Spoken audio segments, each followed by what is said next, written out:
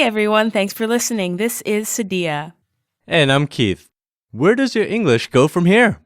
In our last lesson, you learned how to leave a message and navigate voicemail, And we also reviewed the present progressive tense. as well as the simple past tense. In this lesson, you'll learn how to give a good reason. This conversation takes place at the hotel front desk on Zoe's last day in America. And the conversation is between Zoe and the hotel front desk worker. Let's listen in to the conversation.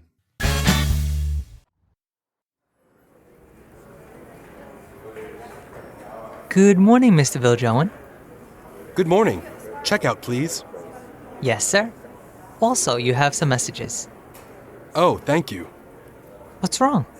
I don't want to leave. So why leave? Well, because I have work and because I live in South Africa. That's a good reason. Can you work here in the US and live here? Well, maybe I can. That's a good idea. I'll have to think about it. Thanks for everything. One more time, slowly. Good morning, Mr. Viljoen. Good morning. Checkout, please. Yes, sir. Also, you have some messages. Oh, thank you. What's wrong? I don't want to leave. So why leave? Well, because I have work and because I live in South Africa. That's a good reason. Can you work here in the US and live here? Well, maybe I can. That's a good idea. I'll have to think about it. Thanks for everything. In this dialogue, Zoe's preparing to return to his home in South Africa, but he doesn't seem happy to get back to his life. Oh, I know, he sounds so pathetic. But the front desk worker is pretty cool, right? Yeah, the front desk worker suggests that if Zoe doesn't want to leave, he shouldn't. The worker suggests that Zoe considers moving to and working in New York. Zoe hadn't thought about this before, but Maybe. And the front desk worker seems to have been able to inspire Zoe to think differently. Maybe he'll move to New York after all. maybe so. Listeners, if you were Zoe, would you move to New York? Let's take a look at the vocabulary for this lesson.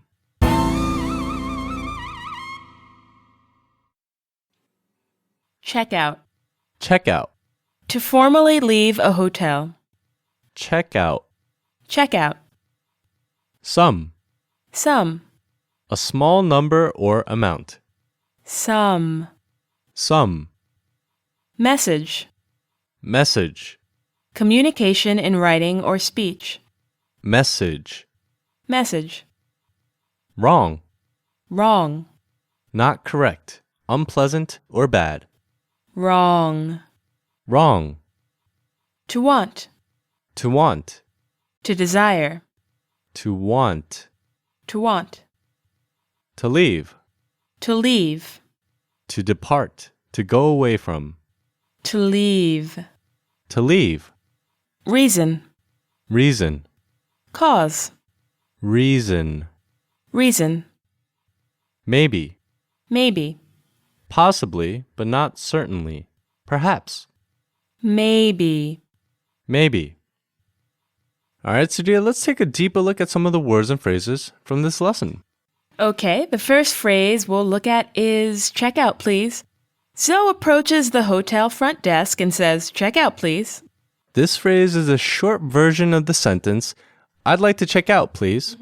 And to check out of a hotel means to let the hotel know that you are ending your stay, to pay your hotel fees, and to return the room keys.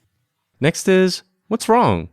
The front desk worker asks Zoe, what's wrong? The worker can sense, he can feel that Zoe isn't feeling very well and would like to know what's wrong or unpleasant for Zoe. That's right. Ask what's wrong when you can sense that someone you're either friendly with or know very well appears to not be feeling well.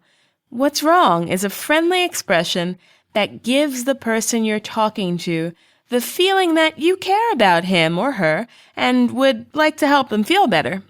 What's the next phrase? Next phrase is to live in. Zoe tells the front desk worker that he can't stay in New York because he lives in South Africa. This means that his home is in South Africa. His life is in South Africa, so staying in America is not really realistic for him. Our last phrase is, maybe I can. The front desk worker suggests to Zoe that he could work in America. And to show that he will give the idea some thought, Zoe says, maybe I can. It's a short version of the phrase, that's a good idea. Maybe I can do it. The focus points of this lesson are the phrase don't want to, giving a reason, and asking questions using can. Let's go ahead and start with don't want to. Okay, the front desk worker notices that Zoe is not feeling so well and asks what's wrong. In response, Zoe says, I don't want to leave. Of course, don't is a contraction or a short form of do not. Do not is the present simple negative form of the verb to do. That's right. And using the present simple negative form of the verb to do to express something that you do not want is easy. Okay, it's just subject plus do not plus want plus the infinitive or the to form of a verb. Some examples. She plus does not plus want plus to come plus with us. She doesn't want to come with us. And they plus do not plus want plus to have dinner. They don't want to have dinner. So basically, it's subject plus do not plus want plus the infinitive. The infinitive is the to form of a verb. I do not, you do not, he, she, or it does not. And the plural, we do not, you do not, they do not. Zoe does not want to go back home. And Zoe does not want to leave New York. Poor thing. And let's move on to giving a reason. Whenever the question why is asked, a typical, usual response for conversation or informal English would begin with the word because, which means for that reason. In the dialogue, the front desk worker asks Zoe, so why leave? The worker wants to know why Zoe is leaving New York if he doesn't want to. And Zoe says, well, because I have work and because I live in South Africa. What Zoe is really saying is that he can't stay in New York for the reason that he has to work and live in South Africa. Let's give some more examples or reasons. Why can't you come to dinner tonight, Keith? Because I have a lot of work to finish and I have to do laundry. How about why don't you want to come in early? Because I know I'll be awake until late tonight. You should know, listeners, that these examples are used only in conversation. Technically, you can only begin a sentence with because, which is a conjunction, when that sentence opens with a dependent clause and ends with an independent clause. So if you think back to your early studies of English, you may remember studying independent and dependent clauses. An independent clause is a group of words that can stand on its own as a complete sentence. And a dependent clause is a group of words that cannot stand alone as a sentence.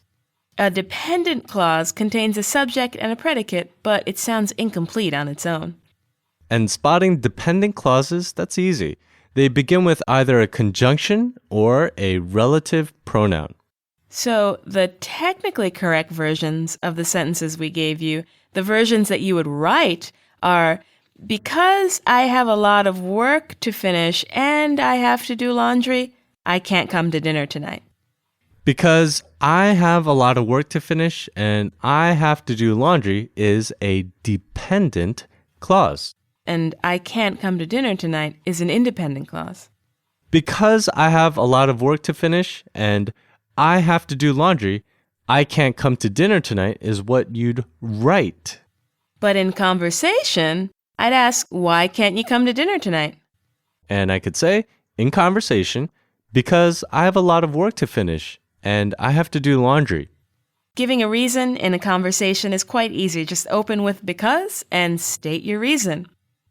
Now, let's talk about questions using can. The word can, it shows ability. To say you can do something means you are able to do that thing. In the dialogue, the front desk worker says, Zoe, can you work here in the States? This is the same as, are you able to work here in the States? Or more casually, is working in the States a possibility? To ask someone if they can do something is to ask if they are able or if something is possible. Ask questions with can by using this simple formula. Can plus subject plus simple present tense verb plus object. Can you speak Spanish? To which I'd answer, no, I can't. And I could ask you, for example, can you write your name in Arabic? And I would answer, no, I can't. Man, can we do anything? Yes, of course we can. What can you do, listeners? Let us know within reason. And ask around. Ask others what they can do. Well, that's going to do it. Thanks for listening. Bye-bye, everyone. Bye-bye. Thanks for listening.